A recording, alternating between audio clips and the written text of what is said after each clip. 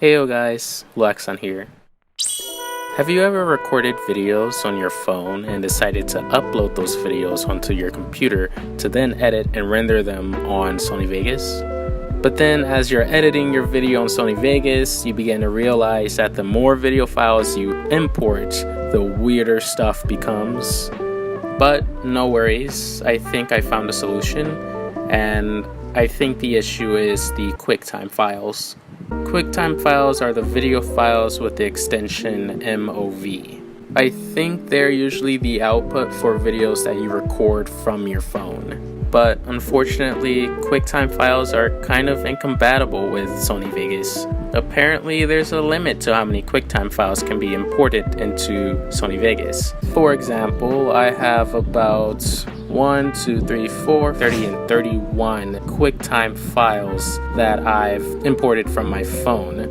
When I try to play the video now, it works just as fine, no problems, no issues. But as soon as I import that 30-second file, let's see, which one have I not used? This one. You can see that there's like this green screen right here. I think the video still works fine. It's like the more video files that I import, such as these, then the video starts to mess up, because now the video's beginning to flicker and there's a black screen. This is no bueno. This is actually not good. Anyways, what you want to do is convert those Quicktime files into Media Player 4 files.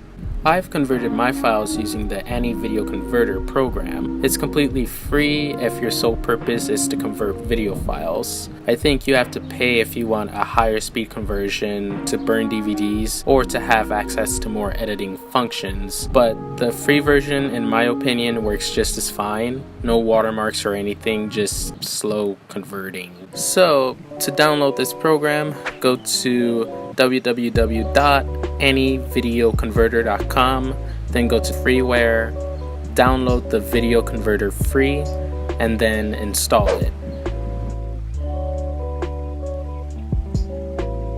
Now, I will say that this program will try to install an antivirus software called ByteFence onto your computer as well. They will give you 2 weeks of free trial. I mean, it's flattering if you don't already have an antivirus software, but I'm sure most of us already do.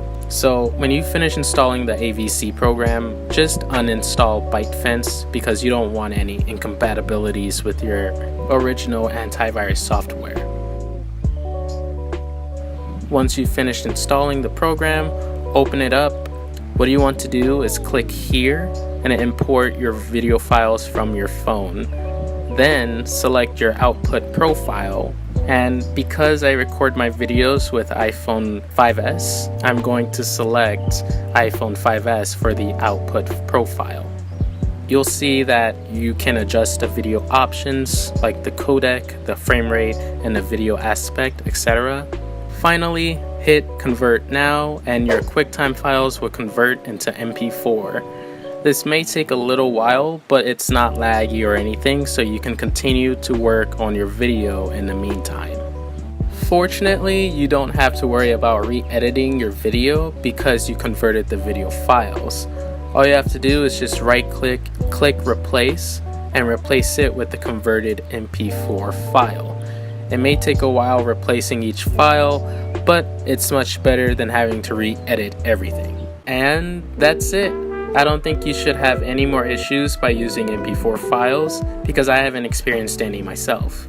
But if you still are experiencing issues, please let me know down in the comments, then I'll probably make more videos regarding those issues.